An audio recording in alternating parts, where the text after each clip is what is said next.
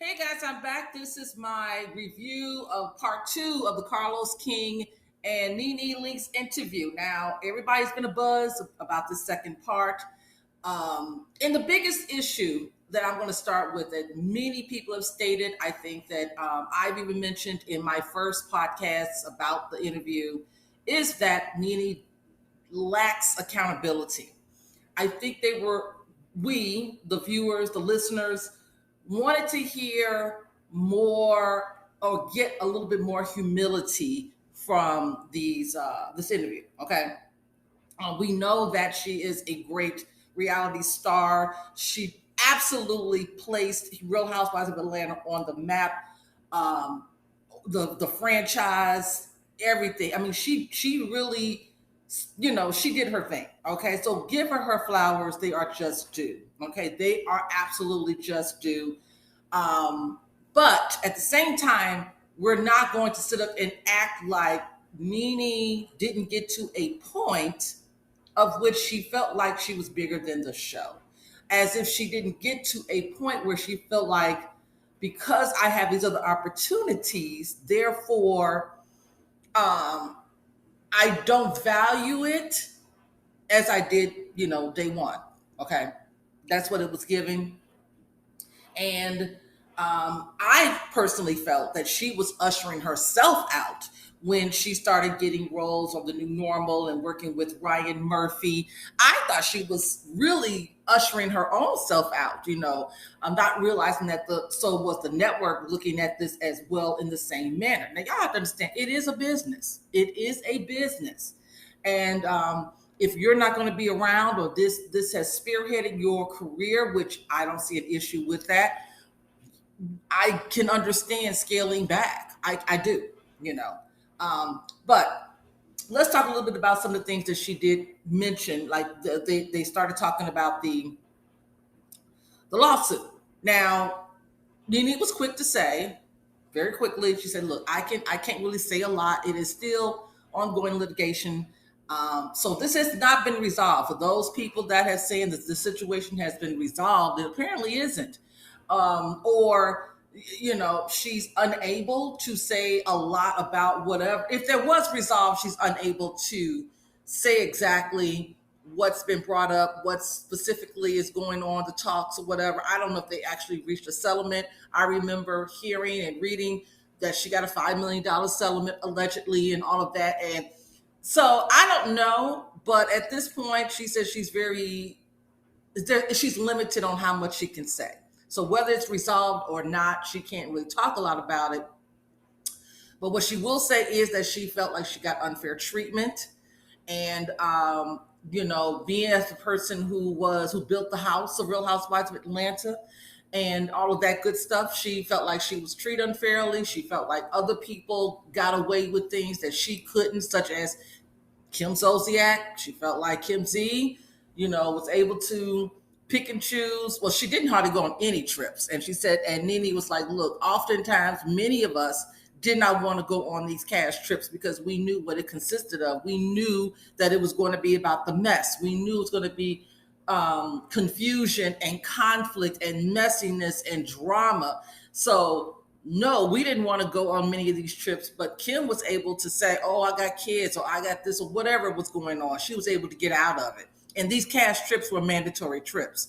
I think Kim only went on one trip to Florida or Jamaica. I don't know which one it was, but she didn't go on many cash trips. So that was an unfairness there. Like, how can sit at home with her kids and the rest of us got to go on these very heated discussion based trips, with the drama. I agree with her on that. She also said that she felt as though she should have got more support. She thought the other cast members, the other ladies, would be in support of this lawsuit. She thought she would have got a little more rallying with the other ladies to come forward and to speak on things that they were aware of and had, she thought they were just going to come and rally behind her in this lawsuit. That did not happen. That did not happen. Now, I'm going to say this, Nonithia. I would not have expected that to happen. Now, her whole rationale is, well, I stood up for them in various situations. I was behind the scenes making sure people, such as Portia, she mentioned, were able to keep their peach. And I fought for them to stay on many of them to stay on the show. I don't understand how come they couldn't fight for me. You, NeNe, failed to realize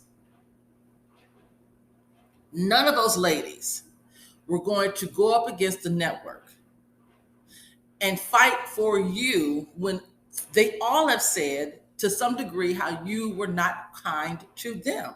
They're not going to stand up and risk their careers for you who have been unkind to them. Now, I'm just being honest. It takes a big risk. You stand to lose a lot when you go and fight against the network. Now, I'm not saying you shouldn't. I'm not saying NeNe's lying about whatever, unfair treatment, but it's definitely a risk. And I don't think a lot of those ladies can afford to take that type of risk. That's just the unfortunate thing. I do understand if you don't stand for something, you'll fall for anything. I got that whole notion. I just wouldn't expect any of those ladies to take that approach. That's just my thinking on that as far as the lawsuit was concerned. So that, that's that. And then he Carlos talked about Bethany Frankel and the whole trying to get benefits and pay increases and benefits and royalties for reality stars and all of that. I know there's some people thinking that Bethany is not on the right side of the fence with this, but I think what I've heard from Bethany Frankel is these reality TV stars, such as NeNe, do not get royalties. Okay, the networks and these production companies, they're able to make money off of their likeness for years and years to come. So Real Housewives of Atlanta can go off the air this year and still get played in reruns for the next 20 years, and the network will continue to make money off of these ladies, and these ladies are not going to get any money. There's no benefit package, there's nothing for them. And because their likeness is continuously used, they're in memes. NeNe talked about that, and they're being showcased not only on Bravo but now on Peacock. That's under, I guess, NBC Universal, whatever. So I do understand that. And NeNe said, she agrees with Bethany. She's in agreement. She said, but Bethany can sit out there and make those things. Bethany is a person who doesn't stand to lose anything. You know what I'm saying? Bethany, well, for one, the difference there is obviously, we know what the obvious difference, but also another difference here is that, Bethany never did sue the network. She made a lot of money with her, what is it called? Skinny Girl brand. She made a lot of money on Real Housewives of New York, advertising her brand. Because it was literally product placement everywhere. Like anytime Bethany was in the scene, virtually every single time, she was either carrying some type of bag that had the emblem on it, or she was sponsoring a birthday party or something, and it had Skinny Girl everywhere and all this type of stuff. So she made a lot of money on Bravo. And I get what also NeNe is saying. Bethany definitely is in a different space to be able to speak freely about things like this. So I get what NeNe is saying. Now, NeNe, here's again I felt like NeNe missed an opportunity. I felt like as big as NeNe was getting in popularity,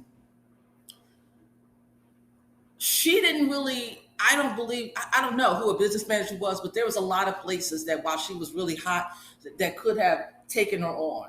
Like, I know she talked about the talk show and how she kind of allegedly believes that Wendy Williams was behind her not getting this talk show. She said that she didn't say Wendy, she knew for certain, but she believed because it was going to be produced by Del Mar Productions, I think, which was the same production company that was producing the Wendy Williams show. And Wendy just didn't want that competition. Now that's been discussed a lot. Do I believe it? I can believe it. Supposedly Tom Arnold was one of the individuals that was being in strong consideration for this television show. Excuse me. I think that it would have been a great opportunity. It was a missed one. But yeah. So I do agree with the Bethany Frankel situation in terms of getting benefits and getting these reality stars to get paid for their likeness as they move forward. I don't have an issue with that at all. But I do think that NeNe, there's the ball was dropped with NeNe somewhere along the line. You were on the cover of Ebony magazine. You were on the Ryan Murphy show. I don't understand where, I don't know what happened, is what I'm saying. There had to be, because NeNe should be still in the limelight even before this whole lawsuit came about. So I don't know where the ball was dropped. Maybe there was an expectation of more opportunities, but we had the whole situation with the comedy club. I think it was in San Francisco, where she got into it and said some things you have to check online. I'm not going to go into the detail, but it was a lot. And I don't know if that spoiled it moving forward, but I don't know. Something, the ball was missed. So we got that going on. Then we talk about this whole idea of being a star. And what does it mean to be a star? And what does it mean to be starless? And all of that kind of good stuff. And the starless comment, child, the starless comment.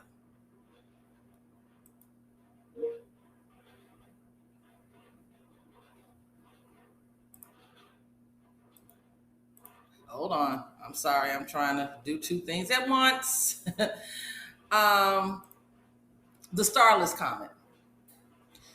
On the Breakfast Club, this is where it originated, talking about who is considered a star and are there any stars on the Real Housewives of Atlanta and all of that. And this is when NeNe began her, oh no, there are no stars. She's starless. She's starless. So the question comes up again. They kind of expanded beyond Housewives of Atlanta.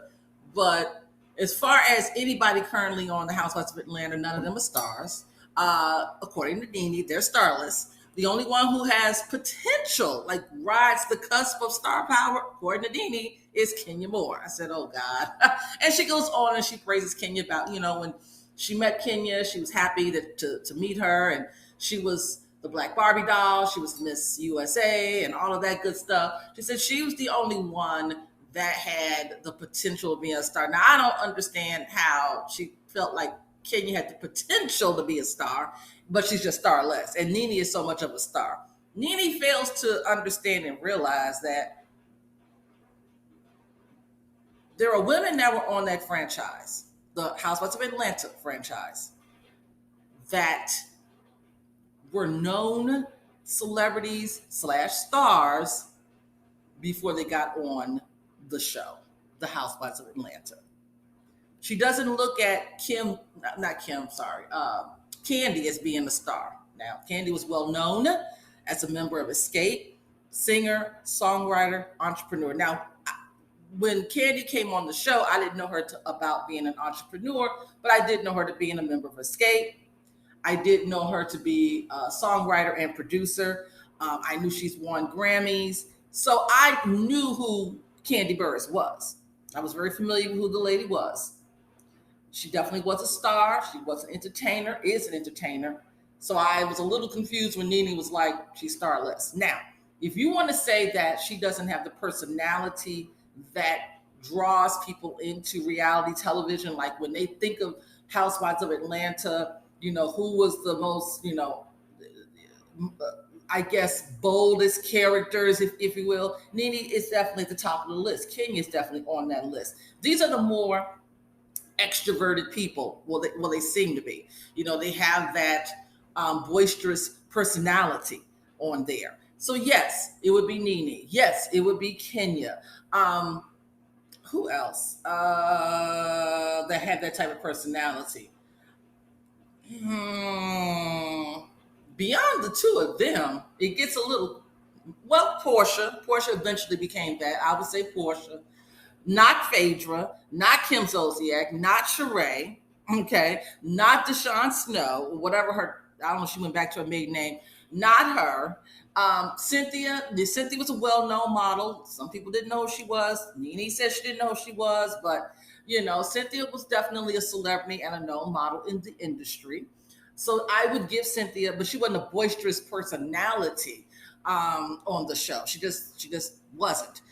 as far as the peach holders. Claudia Jordan was one that NeNe said deserved to have a peach. Now, I thought Claudia Jordan had a peach on there. I didn't know she was a friend of the show.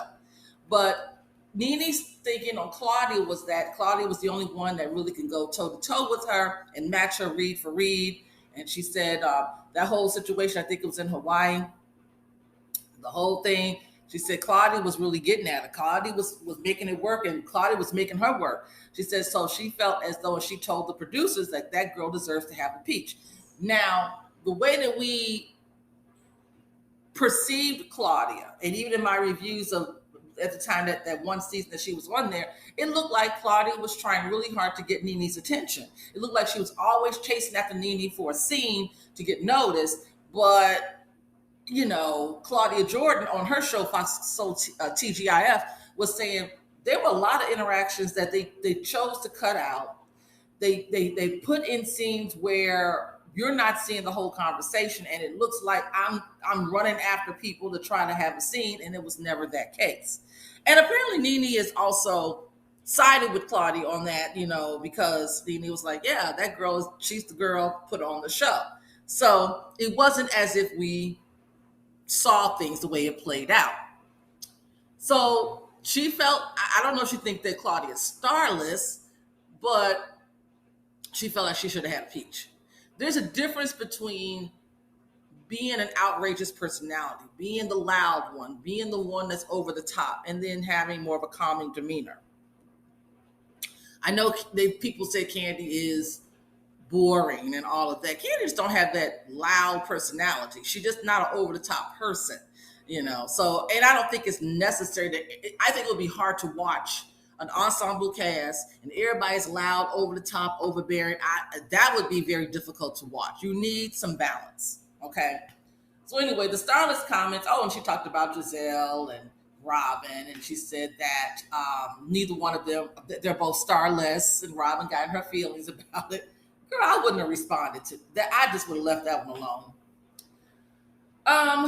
What else? So, as far as what she's seen in the highlights this season, she says she just feels like the girls are not coming to work. She feels as though the girls don't like each other. She feels as though the girls they're just not there for each other. And I agree with her. She also thinks that they're missing the husbands and how they were also very integral with, they were also part of, not directly, but indirectly part of the cast. When NeNe was there, you had Greg, who was like the peacemaker. You had Todd, who was going back and forth with Mama Joyce. You had Apollo, that whole situation between Apollo and Phaedra and Kenya, and then Apollo going to prison. You got Peter Thomas, who by far was reaching for a peach because he was always in the girl's business, honey. So it was an interesting cast of not only the ladies, but you also had interesting husbands, and the dynamics and the personalities that they brought to the show. We don't have that anymore. That has long gone. We don't have that type of dynamic anymore. Todd is still there this season. If we look at this season, yes, Todd is there, but Todd is not interacting with these ladies too much. He's saying very little to them. Kenya doesn't have a guy, or I don't know if she's dating someone. Marlo is claiming to be dating some Jamaican guy who owns a restaurant, but he's not interacting with no one. Ralph, oh boy. I guess you can say he does, because especially with this previous episode, he had the audacity to text Marlo back about keeping his name out of her mouth. Child, that's a whole different story. But anyway, so I guess you got something kind of going on there with Ralph. Sanya's husband, he ain't even around half the time. He's in Texas, San Antonio or Austin, I don't know which one, but he ain't even around. He don't give a damn. Let's just be honest. He ain't interacting with none of them. Last season, he did yell at both Sheree and Kenya, and I thought that was out of order. But, so they don't really have that type of dynamic this season. It's just not there. So NeNe mentioned that. What else did they talk about? That was really the interview. Those are the main things about the interview. I think that we covered, her thoughts on the season. We covered the lawsuit a little bit. We've covered, the Starless comment. We've covered, I thought it was a good interview. I thought it was a good interview, but I feel like we lacked a little bit of accountability. I think that NeNe should have mentioned and understood and realized that it got to a point where we can see that NeNe didn't want to be there anymore. Um, the audience felt it, and Carlos did ask her, would she return? And she said she would only return if because of the fans and they want her back. And yes, the fans have been asking for NeNe to come back. And again, I think that ship has sailed. I doubt it, but you never know. With the way things are going this season with the Housewives, shoot, for the last few seasons, you never know. You never know. But that's all I got. I'll talk to you guys later. Peace.